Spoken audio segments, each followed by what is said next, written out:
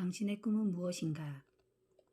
당신은 어쩌면 자기 사업을 하지 않는 대신 대기업이나 아니면 고향에 있는 작지만 건실한 회사에서 일하고 싶어 할지도 모른다. 아니면 책을 쓰거나 목사가 되어 설교하거나 정치에 관한 일을 하고 싶어 할지도 모른다. 또는 직업 군인이나 경찰 혹은 소방관이 되려고 이미 결심했을 수도 있다. 자신의 사업을 시작하든 운동선수나 예술가가 되든 나라를 위해서나 개인 기업체에서 일하는 당신은 더불어 사는 자본가 혹은 기업가로서의 당신의 능력을 발휘할 기회를 가지고 있다. 더불어 사는 자본가란 생애 중 가장 커다란 도전에 기꺼이 응하려는 훌륭한 기업가들을 말한다. 또한 여러분의 꿈이 무엇이든 간에 앞서 말한 것은 어디에나 통용된다. 우선 자신을 믿는 게 필요하다. 우리가 앞에서 긍정적 마음가짐의 중요성에 관해 이야기한 이유가 바로 여기에 있다. 둘째로, 목표를 향해 가는 동안 이끌어줄 스승이 필요하다. 그러고 나서 올바른 마음가짐과 약간의 친구 도움이 있으면 준비가 된 것이다. 이제 여정이 진지하게 시작되는 것이다. 당신 자신의 꿈을 가져라. 그 꿈을 성취할 계획을 추진하며 그 계획을 완성하도록 열심히 노력하라. 그리고 무엇을 하든 당신 밖에서 들리는 혹은 당신 안에서 들리는 부정적인 목소리인 너는 결코 아무것도 될 수 없어 혹은 아무리 노력해도 이런 어려운 시절에는 성공할 수 없어 등의 무릎을 꿇지 말라. 자신의 꿈을 추구하라. 젊은 폴 콜린즈가 미시건주 에이다에 있는 내 사무실의 의자에 걸터 앉았다. 그는 꿈이 있었다. 나는 화가가 되고 싶어요. 이것이 내 작품이에요 하며 폴은 떨리는 손으로 자기 그림 몇 점을 내 회의실에 내려놓았다.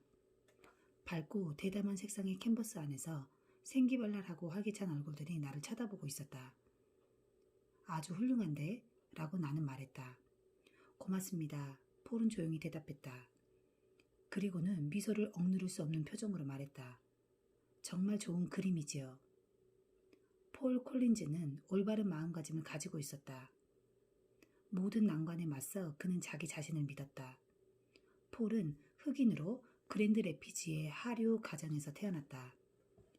그는 돈도 없었고 학교 선생님들이 그의 재능을 인정하기는 했지만 그들은 폴에게 우선은 돈을 벌 수 있는 직업을 가지고 그림은 취미로 그려라 라고 조언했다. 폴은 그런 말을 듣지 않았다. 선생님들은 폴을 믿지 않았지만 폴은 자신을 믿었다.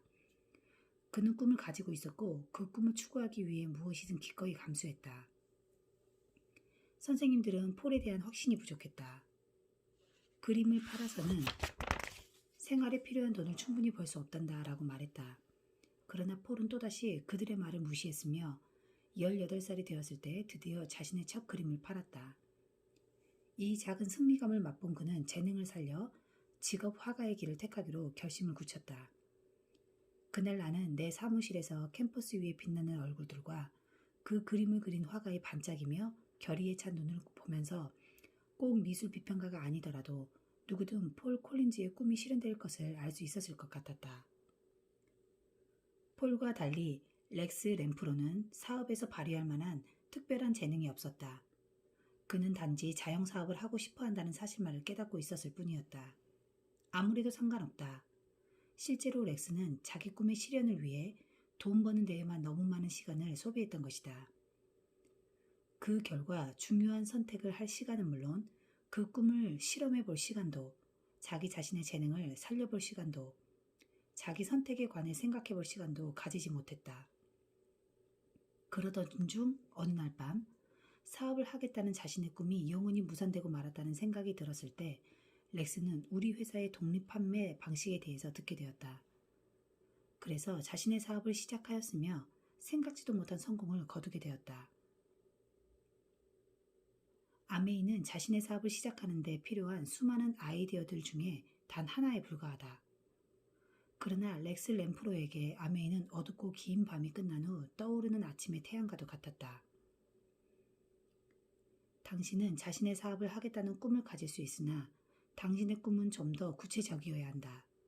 즉, 어떤 종류의 사업을 원하는지, 당신의 일생을 어떻게 보내고 싶은지, 어떤 종류의 일을 원하는지 등을 생각해 봐야 한다. 나는 10대였을 때 폴 콜린즈와 같은 재능을 지니고 있지 못했다. 또한 내가 가지지 못한 재능을 보충하기 위해 열심히 노력하지도 않았다. 사람들이 커서 무엇이 될래와 같은 끔찍한 질문을 할 때면 나는 할 말이 없었다. 그러나 나의 아버지는 개인적인 어려움을 겪으신 후 일에 대해 가지고 있는 일종의 꿈을 나에게 물려주셨다. 내 사업을 시작하거라. 아버지는 그렇게 조언을 하셨다. 다른 사람이 아닌 너 자신을 위해서 일해라. 아버지는 19년간 제너럴 일렉트릭 회사에 몸담고 계셨다. 내가 고등학교에 다닐 때 제너럴 일렉트릭은 아버지에게 디트로이트로 전근하는 조건으로 승진과 봉급 인상을 제의했다. 아버지는 그랜드 래피즈를 사랑하셨고 그의 뿌리는 거기에 있었다. 아버지는 가족들에게 새 도시로 이사가 새 학교로 전학하고 새 교회를 찾고 새 친구들을 사귀라고 강요하고 싶지 않으셨다. 그래서 아버지는 출세할 수 있는 좋은 기회를 거절해버리셨다. 몇 가지 이유로 아버지는 그랜드 래피즈에 있는 상관의 눈에 안 들어 해고를 당하셨다. 아버지가 수년간 열심히 근무한 것은 고려되지 않았다. 정년퇴직을 1년 앞두고 아버지는 직장과 수당과 연금을 잃으셨다. 그 순간부터 한 가지 생각만이 아버지를 사로잡았다. 내 자신을 위해 일해라. 내 자신의 사업을 시작해라. 결국 나에 대한 아버지의 꿈이 바로 나의 꿈이 되었다. 그러나 그 꿈만 가지고는 충분하지 않았다. 제이와 나는 그 꿈을 지탱시키기 위해 계획을 세워야 했다. 우리는 사업을 시작해야 했고 우리 자신에게 우리는 지금 꿈을 갖고 어디로 가고 있나, 거기에 도달하기 위해 어떻게 해야 하나 등과 같은 질문을 던져야만 했다. 폴 콜린즈는 화가가 되고 싶은 꿈을 가지고 있었다. 제이와 나는 항공 서비스, 다음에는 드라이브인 레스토랑, 다음에는 뉴트라이트 판매업을 시작하려는 꿈을 가지고 있었다. 렉스 램프로는 자신이 자랑스럽게 여기고 평생 소득원이 될 자신의 사업을 원했다. 당신의 꿈은 무엇인가? 어떤 종류의 사업을 하고 싶은지 정확히 알지 못한다 해도 걱정할 필요는 없다. 만일 꿈이 있다면 그것이 비록 대강의 윤곽만 잡혀 있더라도 그것을 쫓아라. 그리고 그 꿈에 충실하라. 만일 아직도 꿈이 없거나 꿈이 실현될 것인가에 대해 확신을 못하고 있다면 다음의 몇 가지 질문들은 당신이 결정을 내리는데 도움을 줄 것이다. 그 꿈이 진정으로 당신의 꿈인가? 만일 당신이 어떤 직업을 선택할 수 있다면 어떤 것이 좋을까? 다른 모든 사람들이 당신에게 바라는 것은 잠시 동안 잊어버리자. 당신의 가족, 친구, 아니면 배우자들은 모두 당신에게 바라고 있는 일이 있을 것이다. 그러나 당신이 진정으로 원하는 당신의 모습은 무엇인가? 당신의 감정에 충실하라. 그 꿈을 계속 살찌워라. 당신을 흥분시키고 당신에게 희망을 주는 미래에 대한 단편적인 꿈일지라도 이를 계속 발전시켜라. 당신의 잠재력을 제한하는 당신 내부의 목소리에 귀 기울이지 말라. 당신의 감정이 말을 하게 하라. 당신에 대해 원대한 꿈을 가지고 있는 사람들의 목소리에 귀 기울여라. 그러고 나서 그 꿈을 대담하게 추구하라. 나의 아버지나 렉스의 아버지가 그들의 꿈을 물려준 것만으로는 충분하지 않았다. 우리는 그들의 꿈이 진정으로 우리의 꿈인지 확신을 가져야만 했다. 제이와 나는 우리의 배가 침몰하고 있을 때조차도 우리들의 사업을 갖고 우리들의 계획을 세우고 자유롭고 싶다는 것을 알고 있었다. 당신의 꿈은 당신의 재능에 적합한가? 꿈을 실현할 수 있는 알맞은 자질이 있는 것과 꿈을 갖는다는 것은 별도의 문제이다. 헬런 켈러도 운전을 하고 싶었을 것이다. 그러나 그녀가 고속도로에 차를 몰고 나갔다면 큰 재앙을 불러일으켰을 것이다. 그녀는 장님이었기 때문에 선택의 폭이 좁았다. 그러나 어쨌든 그녀는 원대한 꿈을 가지고 있었다. 그녀는 만일 이 세상에 즐거움만 있다면 우리는 용기와 인내심에 대해 결코 배울 수 없을 것입니다. 라고 썼다. 당신의 한계에 대해 무서워하지 말라. 아무것도 할 수 없다고 생각하지도 말라. 만일 당신이 수학의 기본 실력이 부족하다면 분자 물리학자가 될 수는 없을 것이다. 또 당신이 5피트 5인치나 6피트 5인치라면 직업 농구선수로 성공하지 못할 것이다. 피만 보아도 기절한다면 유명한 외과의사, 정육점 주인, 직업 권투선수가 되고자 하는 꿈에 대해서는 재고해 보아야 할 것이다. 그러나 만일 하나의 꿈을 포기했다면 다른 꿈을 가져라. 당신이 특히 잘하는 것과 좋아하는 것에 대해 생각해보라. 나는 아무것도 잘하는 게 없어라고 당신은 말할지 모른다. 모든 사람이 모차르트 같은 천재성을 가질 수는 없다. 또한 스티븐 킹과 같은 베스트셀러 소설을 쓸 가능성도 매우 희박하다. 그러나 우리 모두에게는 하나님이 주신 재능이 있다. 성공을 한 사람들은 대부분 자신을 천재로 생각하지는 않는다. 그렇다고 해서 신이 각자에게 능력과 인내와 노력할 수 있는 역량을 주시지 않는 것은 아니다. 다른 사람으로 하여금 당신이 재능이 없다고 말하지 못하게 하라. 당신은 재능이 있다. 때때로 사람들은 천재와 노력을 혼동한다. 천재들이 노력을 들이지 않고 위대한 일을 이룩하는 경우가 극히 드물기는 하지만 있는 것은 사실이다. 만일 모든 음악가와 작곡가가 모차르트와 자신을 비교한다면 그들은 절망을 느낄 것이다. 그러나 우리는 위대한 음악가, 운동선수, 작가, 화가, 더불어 사는 자본가들이 피나는 노력을 통하여 그들의 천재성을 개발했다는 사실을 간과하는 경우가 너무나 많다. 당신이 하고 싶은 것, 당신에게 쉬운 것, 노력이 필요하지 않아서 쉬운 게 아니라 당신이 그것을 즐기기 때문에 쉬운 것, 다른 사람들이 당신에게 잘한다고 이야기하는 것 등에 대해 생각해보라. 이것은 당신의 재능을 알아내는 데 도움이 될 것이다. 기업가가 되겠다는 당신의 목표를 추구하는데 이 재능을 발휘하면 성공의 가능성은 놀랄 만큼 높아질 것이다. 렉스와 베티 조 램프로 부부는 워싱턴 DC에 있는 친지와 이웃들에게 우리 회사의 제품과 마케팅 계획을 알리기 시작했다. 렉스는 계속 농무성에 근무했으나 저녁 시간과 주말에는 전화를 걸고 사람들을 불러 모아서 제품 설명을 하고 그 후에는 몇 번이고 확인 전화를 했다. 26년이 지난 후 마침내 그는 그의 사업을 시작하게 되었다. 그것은 매우 힘든 일이었다. 심야 텔레비전 프로에 나오는 사람들의 말을 믿지 말라. 경제적 안정이나 경제적 성공을 이루는 데는 빠르거나 쉬운 방법은 없다. 지지부진하고 어려웠던 사업 초기에도 렉스와 베티 부부는 그들의 노력이 멀지 않은 미래에 그들에게 경제적 보상을 가져다 줄 것이라는 것을 알고 있었다. 나의 노력이 무모한 것은 아니었습니다. 나는 마침내 나와 내 가족을 위한 것이며 또 영원히 우리 것이 될 무언가를 시작하게 되었죠. 예전에 나는 내 삶을 다른 사람들의 꿈에 바치고 있었죠. 그러다가 비로소 내 시간과 에너지를 내 꿈을 실현시키기 위하여 쓰게 된 것이죠. 렉스는 이렇게 회상한다. 당신의 꿈을 실현시킬 수 있는 재원이 있는가? 아니면 재원을 조달할 방법이 있는가? 렉스 램프로가 우리 사업에 관해 그렇게도 흥미를 느꼈던 이유 중 하나는 사업에 뛰어드는 데 비용이 적게 든다는 것이었다. 사업 착수에 필요한 비용이 28불이었으며 그것도 환불을 보장해주는 조건이었죠. 라고 렉스는 회고한다. 나는 그만한 돈을 마련할 수 있다고 생각했죠. 우리가 이룰 게 무엇일까 하고 자문해 보았죠. 사업 착수에 비용이 적게 드는 업종은 우리 사업 이외에도 많이 있으며 여기에 비해 비용이 더 드는 업종들도 있다. 햄버거 체인점과 피자 체인점의 개업 경비를 각각 비교해보라. 일반적으로 개업 경비는 사무실 임대료와 사무실이나 매장 혹은 스튜디오의 내부 시설비 등을 말한다. 사무실 기기, 컴퓨터 하드웨어와 소프트웨어 경비 등도 가산하라. 전화와 팩스, 문구류, 500여 장의 명함 인쇄 등에도 경비가 소요된다. 이만한 경비를 조달할 수 있는가? 이 경비를 당신의 돈으로 할 것인가 아니면 남에게서 빌릴 것인가? 만일 당신 돈이 아니라면 얼마나 있으면 그 돈을 변제할 수 있을 것인가? 이 사업을 시작하는 데 든 비용은 결혼기념일 저녁 식사 비용보다 적었습니다. 라고 렉스는 기억한다. 베티조도 씩 웃으며 덧붙인다. 그리고 결혼기념일에 갔던 별 4개짜리 호텔의 레스토랑은 환불 제도가 없었지요.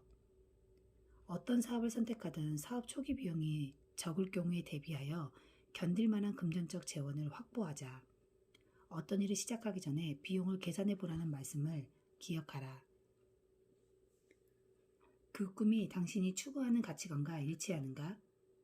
꿈은 때로는 위험하기도 하다. 꿈은 우리가 옳다고 믿는 것과 정면 충돌할 가능성을 내포하고 있다. 꿈은 우리를 파멸의 길로 인도할 수도 있다. 그 길이 우리를 어디로 이끌 것인가에 대해 초기에 판단을 내려라. 만일 당신이 목표에 도달한다면, 만일 당신의 꿈이 실현된다면, 당신과 당신이 사랑하는 사람들에게 기쁨을 갖다 줄까? 혹은 부끄러움을 갖다 줄까? 그런 것을 미리 생각해 보자. 미국의 대도시에서는 젊은이들이 마약 사업에 손대기 시작하고 있다. 마리화나, 코카인, 헤로인 등을 팔아서 훨씬 큰 돈을 만질 수 있는데 왜 구태여 햄버거나 신문, 자동차, 부동산, 비누를 팔려고 하겠는가? 그렇지만 그 젊은이들은 만일 총에 맞아 죽지 않고 살아있다면 언젠가는 과거를 되돌아보며 자신들의 선택을 후회하게 될 것이다. 렉스와 베티조 램프로 부부는 우리 모두가 해야 할 같은 질문을 스스로에게 던져야만 했다. 제품이 고객에게 만족을 주는가? 나라면 이것을 쓰겠는가? 아니면 과대 선정과 거짓말로 포장되지는 않았는가? 사업 계획이 타당성이 있는가? 회사 사람들은 정직하고 공정하고 개방적인가? 그 회사에 내 일생을 투자하는 게 흥미진진할까? 나와 아내와 내 아이들에게는 어떤 영향을 미칠 것인가? 렉스는 과거를 회상한다. 과거를 돌이켜보니 내 꿈이 인간적인 면이 있었다는 것을 깨닫게 되었습니다. 나는 내 자신의 사업을 원했으나 그보다는 내가 다른 사람들을 도울 수 있게 해주는 사업을 원했죠. 이 사업이 사람을 돕는 사업이라는 것을 알았을 때 우리는 얼마나 기뻤는지 모릅니다. 라며 또다시 덧붙인다. 회사가 추구하는 가치와 내가 추구하는 가치가 손을 잡는 것이나 다름없었죠. 당신의 꿈은 당신이 도전할 만큼 원대한 것인가? 목표는 너무 작아도 너무 안전해서도 안 된다. 당신의 현재 위치를 훨씬 넘어선 커다란 꿈을 가지도록 하라. 누구든 길을 안전하게 건너는 목표를 세울 수 있다. 크게 한 발자국을 내디디고 세계를 보자. 진정으로 멋진 무엇인가를 성취할 수 있으면서도 하찮은 목표에 만족하지 않은가? 당신 자신을 믿어라. 당신의 꿈을 추구하라. 그러면 당신은 진정으로 커다란 발걸음을 내디딘 것이다. 그 밖에 다른 것은 그대로 따라오게 될 것이다. 우리 사업에 뛰어든 대부분의 사람들은 처음에는 작은 꿈을 가지고 시작한다.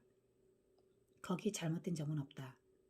우리가 취급하는 품목 중 3,000개 이상 제품의 할인 혜택을 받기 위해 서명하는 경우도 있다.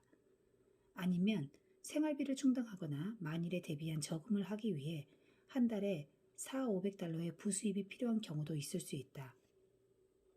나카지마 가오루는 아주 재미있는 일본 설화를 우리에게 이야기해 주었다. 한 늙은 농부와 개가 숲속을 거닐고 있었다. 그들은 10여 년간 숲속을 헤매며 주인 잃은 보물을 찾고 있었다. 갑자기 개가 어떤 나무 밑에 멈춰 서더니 잠시 뿌리 근처를 냄새 맡았다. 그러고는 지저대기 시작했다. 그 개가 잘 짖는다는 걸 알고 있는 노인은 괜히 그러는 것이라 생각하고 개가 그냥 따라오겠지 생각하며 앞으로 계속 걸어갔다. 그러나 개는 계속 짖기만 했다. 마침내 노인은 개에게 막대기를 집어던지며 이제는 이 고집센 개가 그만 짖고 따라오겠지 생각했다. 그래도 개가 말을 안 듣자 노인은 나무로 다시 돌아가 가방에서 삽을 꺼내 땅을 파기 시작했다. 30분쯤 파내려 갔을 때 노인은 값비싼 보물을 발견했다. 나카지마 씨는 설명했다. 누군가 나에게 아니오라고 거절하면 나는 그것을 우리들 관계의 마지막이 아니라 시작으로 간주합니다. 그 개와 마찬가지로 나는 계속 고객에게 지저댄 거죠. 1, 2주일이 지난 뒤에 나는 다시 전화를 합니다. 그러면 나의 잠재 고객은 새로운 질문을 내게 합니다. 고객은 저마다 나에게 대답할 기회를 새로 주는 것이죠. 오래지 않아 만일 내가 포기하지만 않는다면 내 고객은 땅을 파기 시작합니다. 다음 단계는 고객이 보물을 발견하는 것이죠. 대부분의 사람에게 아니오라는 대답은 끝을 의미합니다. 그러나 내게는 아니오라는 대답은 예란 대답으로 가기 위한 첫 번째 단계일 뿐입니다. 계획을 세우고 열심히 노력하자. 여러분은 꿈을 가지고 있다. 그렇다면 이제는 계획이 필요하다. 계획은 여러분이 가고 싶은 방향을 잡아준다. 계획은 진전사항을 점검하고 방향 감각을 제공해주며 정확한 목표를 제시해준다. 어떤 사람들은 꿈을 가지고는 있으나 그 꿈을 실현시키기 위한 목표나 전략을 갖추어 계획을 발전시키려고도 하지 않는다. 계획 없이는 우리는 제자리에서 맴돌거나 허송세월만 하게 된다. 또 다른 사람들은 계획이 있기는 하지만 그 계획이 때로는 부적당한 것들이다. 그들은 자본주의의 메커니즘을 잘못 이해하여 결국 실패하고 만다. 렉스 램프로는 자기의 꿈은 자기 사업을 하는 것이라고 생각했다. 그러나 그것은 결코 그의 꿈이 아니었다. 그의 진정한 꿈은 그를 자유롭게 해주는 일정한 수입을 갖는 것이었다. 나는 사람들이 나에게 부여한 제약에 대해 진저리가 났습니다. 라고 그는 시인한다. 나는 너무나 창의적이며 원기왕성하여 내 능력을 제한하는 게 싫었습니다. 나는 미래에 관해서 자유롭게 내 나름의 결정을 내리고 싶었으며 그러기 위해서는 돈이 필요했습니다.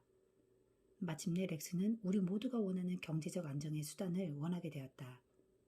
진정으로 자유롭기 위해서는 돈이 필요하다. 꼭 몇백만 달러일 필요까지는 없으며 생활비를 충분히 충당하고 만약을 대비하여 약간의 저축을 할 수 있을 정도의 돈은 있어야 한다. 우리는 물질적 행복에 관한 우리의 욕구를 결코 부끄러워해서는 안 된다.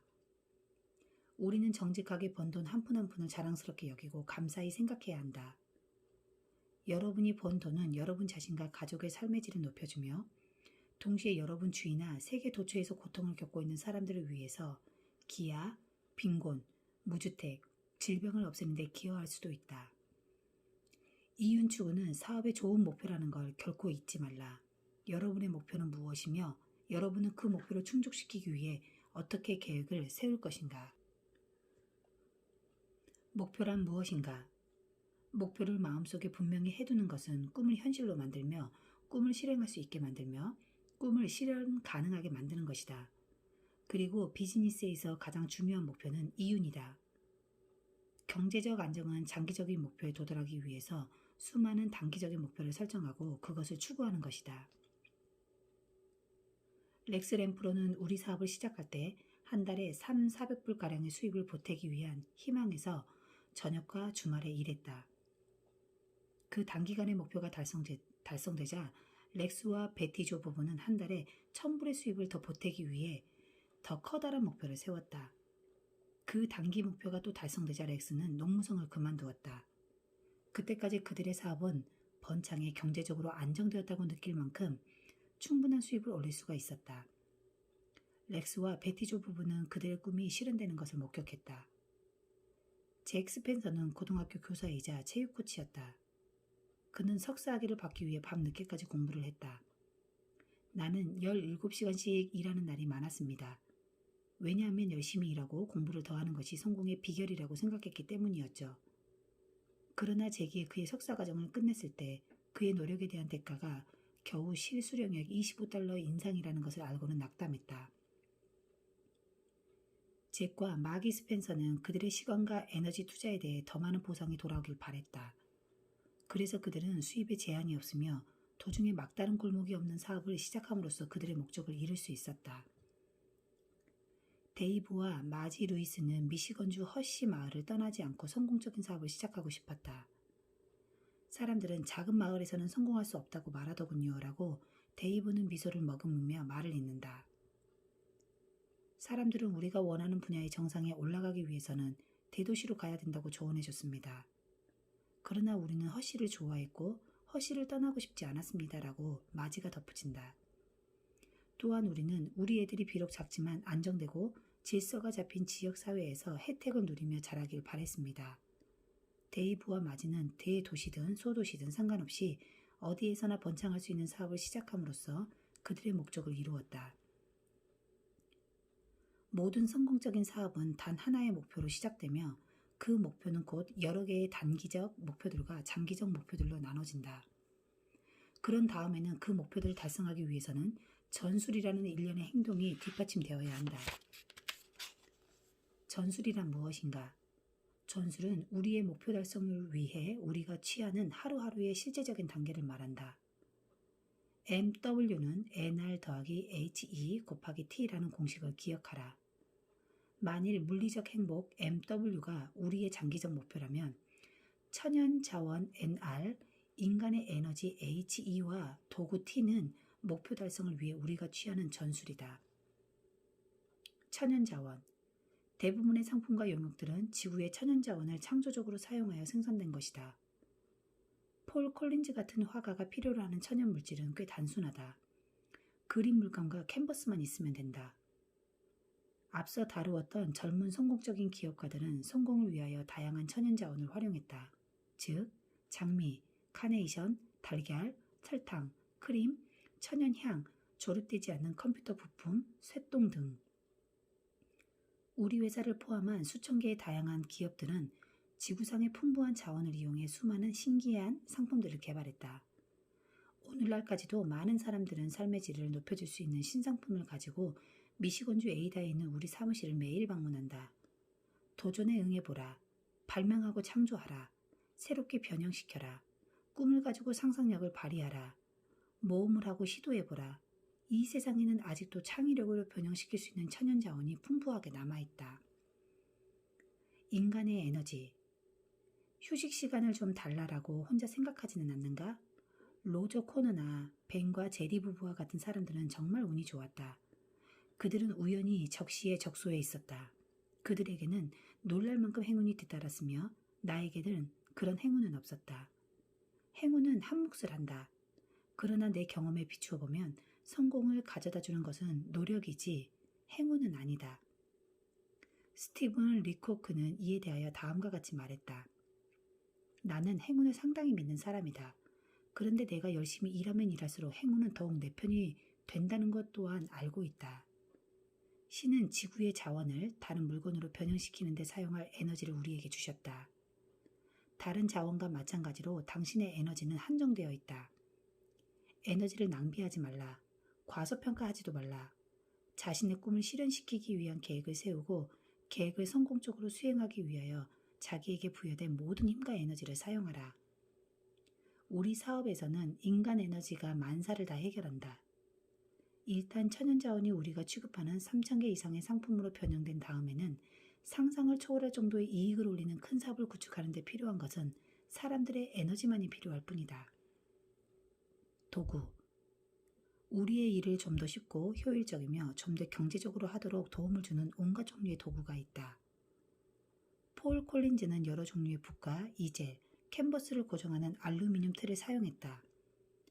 제트 비행기와 전화와 팩스 기계 등도 그의 사업에 도움을 주는 도구들이다.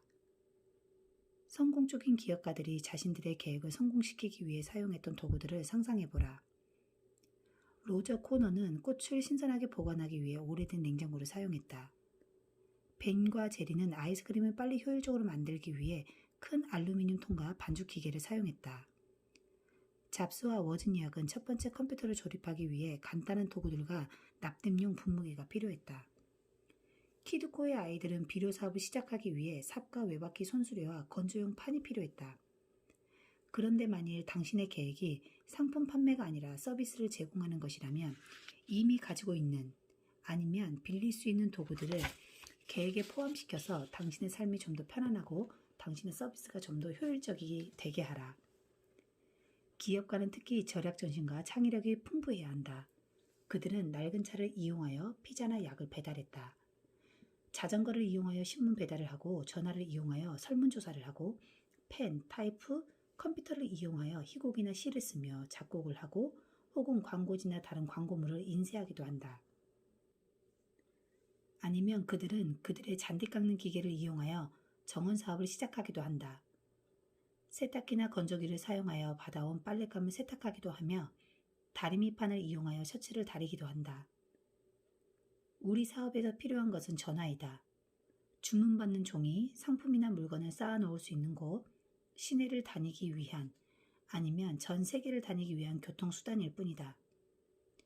어떤 사업을 시작하고 싶은가? 사용할 수 있는 도구들은 어떤 것들인가? 당신의 창의성을 가지고 생각해보라.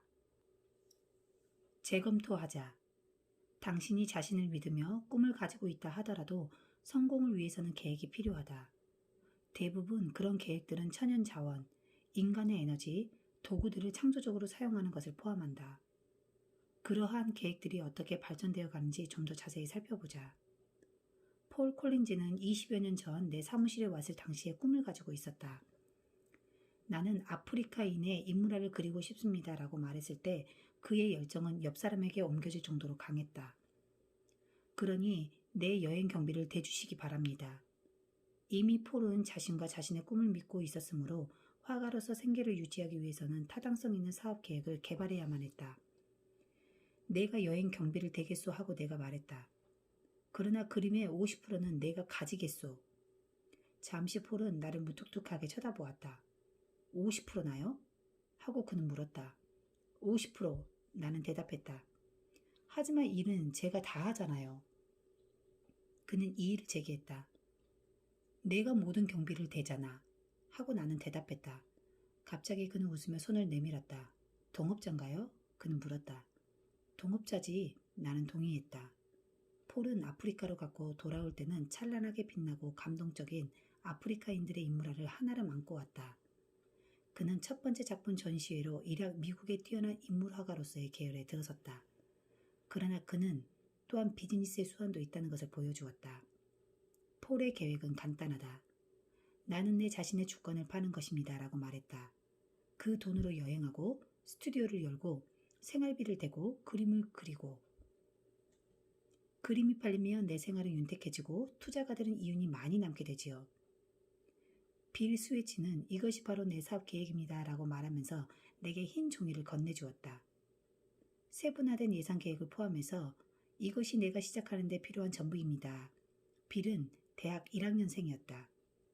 수주일 전 그는 내게 자신의 사업을 시작하는 데 필요한 충고를 요청했었다. 너희 집 뒷마당을 들여다보거라 라고 나는 그에게 말했다. 우리 집 뒷마당에는 고물만 쌓여 있는데요. 우리들은 웃었다. 그러나 빌의 눈이 빛나기 시작했다. 며칠 후 그는 계획을 가지고 내게 다시 왔다. 우리 집 뒷마당은 보물로 가득 차 있어요 하고 그는 환호성을 질렀다. 낡은 의자, 테이블, 소파, 침대, 매트리스, 옷장, 램프, 카펫 등이 있어요. 하면서 그는 활짝 웃으며 말했다. 가구는 내구성이 가장 강한 제품이지요.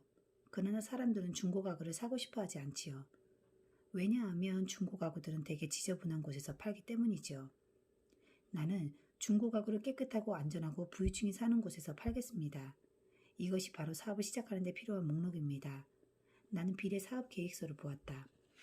대부분의 계획은 누가 어디서 무엇을 왜 어떻게 언제 얼마나 돈이 소요되는가 등의 기본적인 질문에 대한 답변이다.